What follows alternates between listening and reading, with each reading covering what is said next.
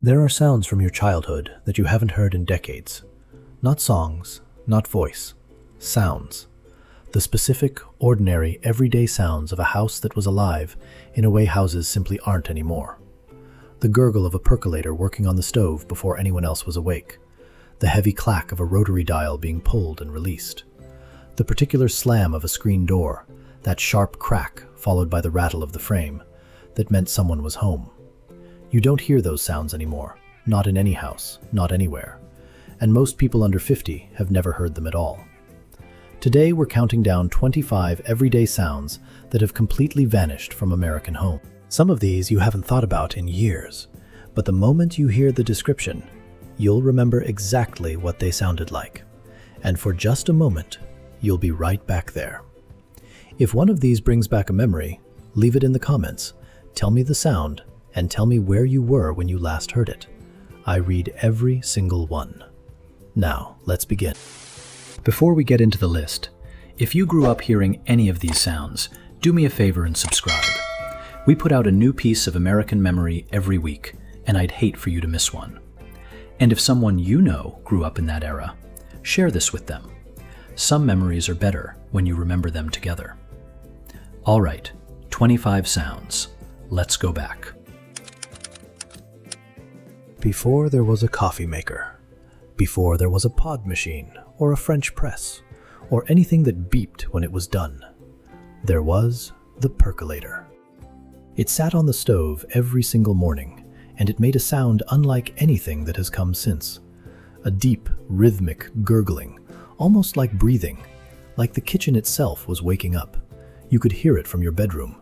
You could hear it before you opened your eyes. And that sound, that particular burbling, coffee-scented sound, meant that someone was already up, that the day had started, that the house was alive. Modern coffee machines are silent. They're fast, they're efficient, but they don't wake you up the same way. They don't fill the whole house with that smell and that sound and that feeling that everything is going to be all right. The percolator didn't just make coffee, it made mornings. There was a weight to making a phone call in 1955 that simply doesn't exist anymore. You picked up the receiver, and it was heavy, solid, made of real Bakelite, and you put your finger into the dial, and you pulled. That clicking mechanical resistance as the dial turned, that satisfying sound as it spun back. 7 digits, 7 pulls, 7 releases. And while you dialed, you had time to think about what you were going to say. There was no impulsive calling, no pocket dialing, no texting while you were supposed to be doing something else. The phone lived in one place, usually the kitchen or the hallway, and when it rang, everyone in the house heard it. A real bell, loud and clear and impossible to ignore. That ring meant something. It cut through whatever you were doing and demanded your attention, because someone, somewhere, had made an effort to reach you. You don't get that with a vibration in your pocket. Every house had one. A wooden frame, a spring at the top, and a mesh screen that let the summer air in and kept the flies out. And the sound it made when it closed, that is one of the most purely American sounds that has ever existed. A sharp, percussive crack as the frame hit the jamb, followed immediately by a loose, rattling shudder as the whole thing settled. Your mother yelled at you not to let it slam every single day of your childhood. You let it slam every single day of your childhood. It meant summer. It meant running in and out all day long. It meant the neighborhood kids arriving and departing. It meant someone was always coming or going, and the house was full of life. Modern homes have storm doors with hydraulic closers that ease shut with a gentle sigh. They seal perfectly. They are very practical. They sound like nothing. If you worked in an office in 1955, or if anyone in your home was a student or a writer, or kept any kind of correspondence, you know this sound. The rapid, mechanical clatter of the keys. Each one a small percussion strike, the type bar swinging up and hitting the ribbon with a satisfying thwack. And at the end of every line, the bell. A single, clear ding. that told you to reach up and throw the carriage return. That heavy, smooth slide of the carriage, sweeping back to the left margin. An office full of typewriters sounded like a rainstorm, like something was being made right there in real time, like work had a sound. Computers are silent, or they make whatever sound you assign them, which means they make no sound at all most of the time. But a typewriter sounded like thinking, like effort, like something that mattered was being put down on paper, one letter at a time, with no way to take it back. This one you didn't just hear inside the house. You heard it before the house was awake. Early in the morning, sometimes before 5, you'd hear the sound of glass bottles being set down on a porch or a doorstep. A gentle, ringing clink as they touched down. Sometimes the sound of the wire carrier being set on the stoop. And then the quiet retreat of footsteps heading back to the truck. By the time anyone in the house came downstairs, the milk was just there, cold from the night air, the cream risen to the top of the bottle, the paper cap still sealed. It was a sound that meant someone had already been up and working while your family slept, that the world operated on a schedule older than any of you, that your doorstep was part of a route, and you were looked after. Milk comes in plastic jugs now. It arrives whenever you happen to go to the store. It makes no sound at all. Before the automatic washing machine became standard in American homes, there was the Wringer Washer. And it was loud. A deep, mechanical agitation. A churning, rhythmic thud as the clothes moved through the water. And then the wringer itself. 2 rubber rollers that you fed the wet clothes through, squeezing the water out with a sound like something being pressed flat. Laundry day was an event. It took most of the morning. It filled the house with the smell of soap and hot water and the sound of work being done. And when it was over, the clothes went out on the line, and the house was quiet again in a way that felt earned. Modern washers are sealed and digital. They beep when they're done. They're more efficient in every measurable way. But they don't fill the house. They don't make laundry day feel like an accomplishment. They're just appliances. They could be anything. Before television took over the living room, the radio was the center of the house. And the sounds that came out of it were different from anything you hear today. Not just music, programs, stories with actors and sound effects, and music that told you exactly how to feel at every moment. A family would sit together in the evening, actually sit together in the same room, facing the same direction, and listen. The Lone Ranger, Suspense, the Jack Benny program, Fibber McGee and Molly. The sound of a radio program in a 1950s living room was the sound of a family paying attention to the same thing at the same time, of shared imagination, of a story that everyone in the room was building together in their heads, because there were no pictures, just voices and music, and the particular crackle of an AM signal on a winter night. That crackle.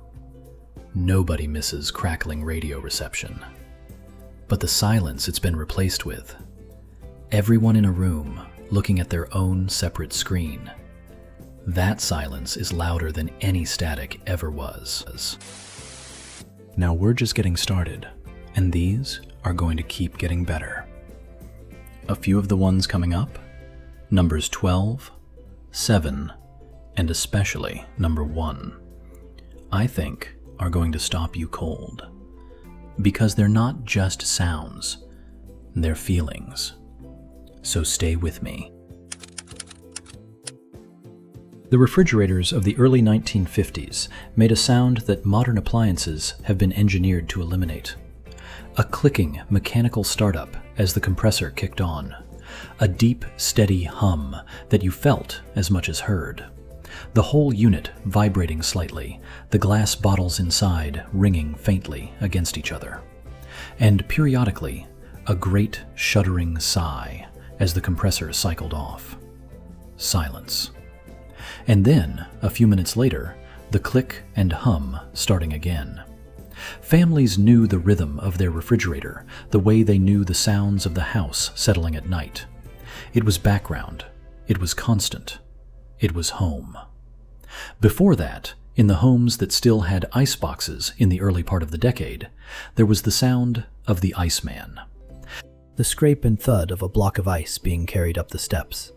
The particular sound of ice sliding into the top compartment of the box. The drip of meltwater into the pan underneath.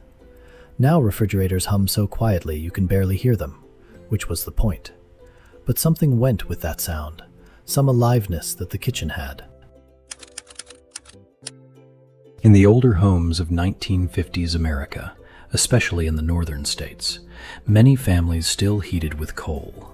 And coal came to your house the same way milk did, delivered, regularly, with a sound you never forgot. The coal truck would back up to the side of the house. A metal chute would be extended from the truck bed to a small window near the foundation. And then, the coal. A roaring, clattering avalanche of it, pouring down the chute and into the bin in the basement. It was loud. It was dramatic. It filled the whole block with noise. And it meant that your house was going to be warm through another winter, that someone had planned ahead, that you were taken care of. You could hear it from anywhere in the house. You knew what it was the moment it started, and the silence when it stopped, the stillness after all that noise, felt like relief and warmth and safety. No one has heard that sound in a very long time. Before the power mower became universal, the grass got cut with a real mower, a push mower. Nothing but blades and gears and the effort of your own 2 legs. And the sound it made is one of the most pleasant sounds that has been lost from American neighborhoods. A rapid, mechanical whirring, almost like a playing card in bicycle spokes, but smoother, rhythmic, rising and falling with the speed of your walking. Saturday morning in a 1955 neighborhood sounded like a dozen of these going at once. A neighborhood chorus of cutting and whirring, mixed with the smell of fresh grass and the sound of birds and the distant shouts of children. Power mowers are louder, much louder. They're more efficient, certainly, but they fill the air with engine noise instead of that clean, mechanical whisper. You can't hear anything over a power mower. You couldn't help but hear a real mower. It was the sound of a Saturday morning working the way it was supposed to. If you grew up in a rural area, or even in some suburban neighborhoods in the early part of the decade, you may have had a party line. One telephone line shared between 2, 4, sometimes 8 different households. Each family had their own ring pattern, 2 short rings, 1 long, 3 short, so you knew which calls were for you. But you also knew that if you picked up the phone at the wrong moment, you might hear your neighbor already on the line, mid-conversation, and they could hear you. The sound of a party line was the sound of a community that was genuinely interconnected, not because of technology, but because of geography and necessity, and the simple fact that you shared something as intimate as a telephone line with the people who lived nearby. Privacy meant something different. So did trust. So did the understanding that you were part of something larger than your own 4 walls. You hung up quietly and tried again in 10 minutes, and everyone on the line did the same, because that was just how it worked. Before the vacuum cleaner was in every home, there was the carpet sweeper, a lightweight rolling device with brushes underneath that picked up dust and crumbs as you pushed it across the floor. It made almost no noise, just a soft, brushing whir, a quiet mechanical rustle that you could hear from 2 rooms away only if the house was very still. Cleaning used to be a quiet activity. The broom, the carpet sweeper, the dustpan, the mop on the linoleum kitchen floor. These were sounds that meant the house was being cared for, without filling it with the roar of suction motors and the whine of equipment. You could clean the whole house while a baby slept in the next room. You could clean while someone was reading, or while the radio program was on, or while your husband was resting in his chair. Cleaning was part of the house's rhythm. It was quiet work. And quiet work has almost entirely vanished from the American home. Most homes had one, a mantel clock, or a grandfather clock, or a wall clock with a pendulum, something that marked the hours with a sound. A single chime for the quarter hour, 2 for the half, and on the hour, as many strikes as the hour demanded. 1 in the morning, 12 at noon. Each one clear and resonant, filling the house and fading slowly into silence. You knew what time it was without looking. You felt the hours passing. Time had a sound, and the sound was beautiful, and it moved through the house like something living. Digital clocks are silent. Phones tell you the time without being asked. Nobody has a clock that chimes anymore, except as a decoration, a reminder of something they can't quite name. The silence between midnight and 1 used to be broken by a single, perfect note. Now it is just silence. In the homes that had them, the floor registers are something that everyone who grew up with them remembers with a particular physical memory. Not just sound, but warmth. The furnace would kick on with a deep thump from the basement, and then, a moment later, the registers, those ornate metal grills set into the floor, would begin to breathe. A rushing, hissing warmth rising up from below. Children would stand on them in the morning, in their pajamas, letting the heat rise up around them before the day began. The dog would lie beside them. Everyone knew which register was the warmest, and the sound of that rushing warmth, that particular hiss and hum of a house breathing heat through its floor, is one of the most intimate sounds that has been lost. Because it meant you were warm, because the house was doing its job, because you were safe inside it while the cold pressed against the windows from outside. This one is separate from the home typewriter because it had its own particular character. A classroom full of students learning to type. 30 machines going at once, each one slightly different in its calibration, its age, its tension. The room sounded like something mechanical and alive, like a factory of words.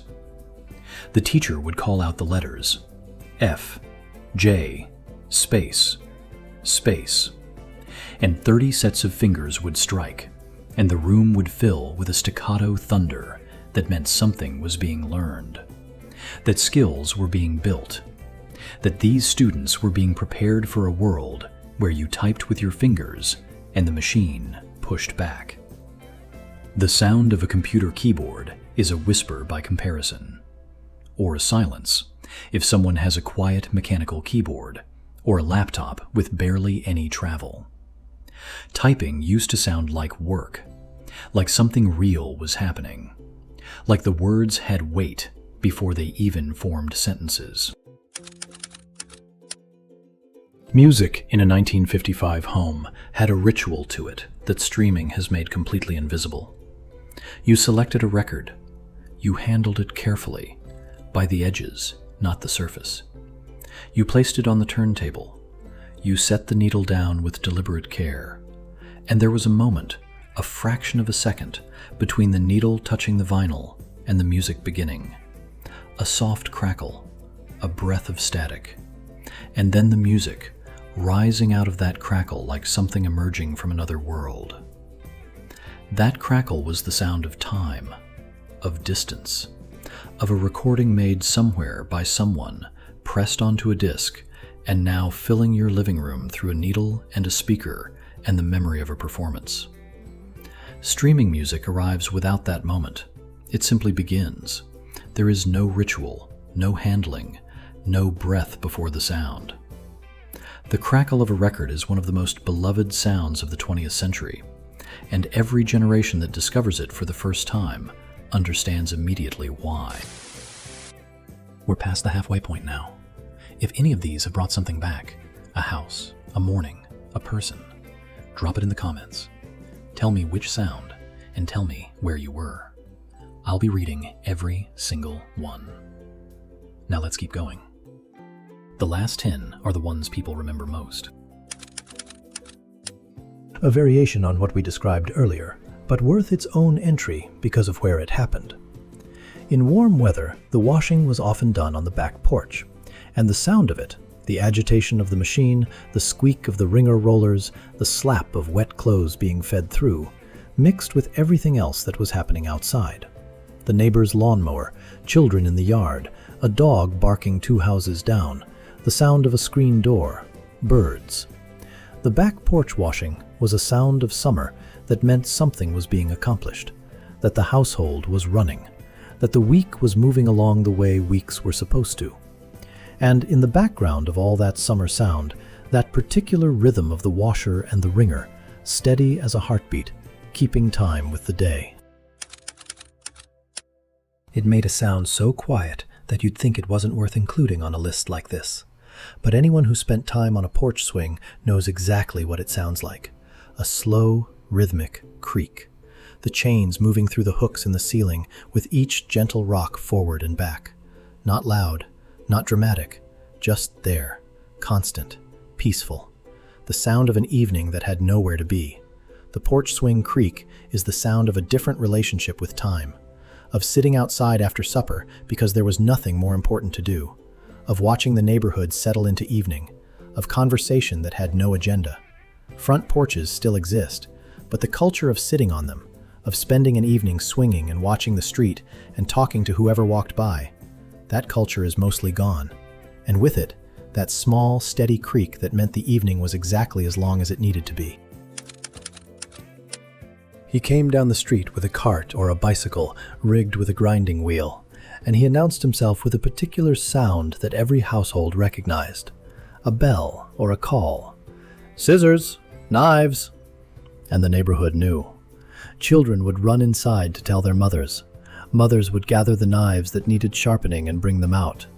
And then the sound of the wheel, that rising whine as it spun up to speed, and the particular shriek of metal against stone as the blade was held to the wheel at just the right angle. It was a sound that meant your kitchen would work better, that someone with a skill you didn't have was coming to your door to help, that the neighborhood was a place where services moved on foot, and everyone benefited. The knife sharpener doesn't come down the street anymore. You order a device online and do it yourself in your kitchen in silence, or you throw the knife away and buy another one. The sound of a trade, practiced on a public street, available to anyone who needed it, that sound has been gone for a very long time. It came in the late afternoon, thrown from a bicycle or carried to the door by a boy on a route, and the sound it made when it hit the porch was the sound of the day arriving. A solid thwap against the wooden boards, sometimes the thud of it against the door, occasionally the rattle of it hitting the mailbox or the steps, and then the sound of the door opening, and the particular rustle of a newspaper being opened, that large, satisfying spread of newsprint as someone sat down to read what had happened in the world that day. The news came once, in the evening, on paper. You read it, and then you knew what you knew, and the day was over. The newspaper still exists, but it arrives in silence now, on a screen, at any hour, in any quantity, with no beginning and no end. The news is always arriving and never finished. The thwop of the evening paper on the porch was the sound of a world that still had edges. In the older farmhouses of 1950s America, homes that hadn't yet been updated with running water, or homes that kept the old pump alongside the new plumbing, there was the hand pump. Cast iron, painted red or green, mounted to the edge of the kitchen sink. You primed it with a little water, and then you worked the handle up, down, and after a moment, the water came. A gushing, rhythmic surge pulled up from the well below. The sound of it, the squeak of the handle, the whoosh of the water rising, the splash into the basin, was the sound of effort being directly rewarded. You wanted water, you pumped for water, and water came. Now you turn a handle and water appears from nowhere, silently, with no connection between your effort and its arrival. That connection, that physical understanding of where the water came from and what it took to bring it up, is something that a whole generation grew up with, and another has never experienced at all. If you grew up in an older home in the northern part of the country, especially in a city apartment, you know this sound in your bones. The steam radiator hissing and clanking through a cold night. The pipes knocking as the hot steam rushed through them. The occasional loud bang that woke you up at 3 a.m. and then slowly faded back into the steady rhythm of the heat. It was never quite silent, a steam-heated building. There was always something going on in the walls. Always the sound of the system working, of heat being moved through old pipes from a furnace in the basement to every room in the building. Cold apartments, steam heat, the particular clank and hiss of a radiator doing its job. These are sounds that are specific to a kind of urban American life that has been renovated out of existence. New buildings are silent, sealed, efficient. But on a cold January night, the sound of a radiator hissing and banging was the most comforting sound in the world, because it meant you weren't cold, because the building was working, because you were warm and you could hear it. This one still exists in some places, but it isn't the same. In 1955, the ice cream truck came down every residential street on hot summer afternoons, playing a simple, tinkling melody, sometimes a bell, sometimes a short musical phrase that repeated as the truck moved slowly through the neighborhood. And every child within earshot heard it at the same moment, and stopped whatever they were doing, and ran for the house to get a nickel or a dime. That sound, that particular, distant, tinkling approach, was the sound of summer delivering something sweet and cold and unexpected to your exact location. It was the sound of anticipation, of a small pleasure arriving on schedule without being asked for.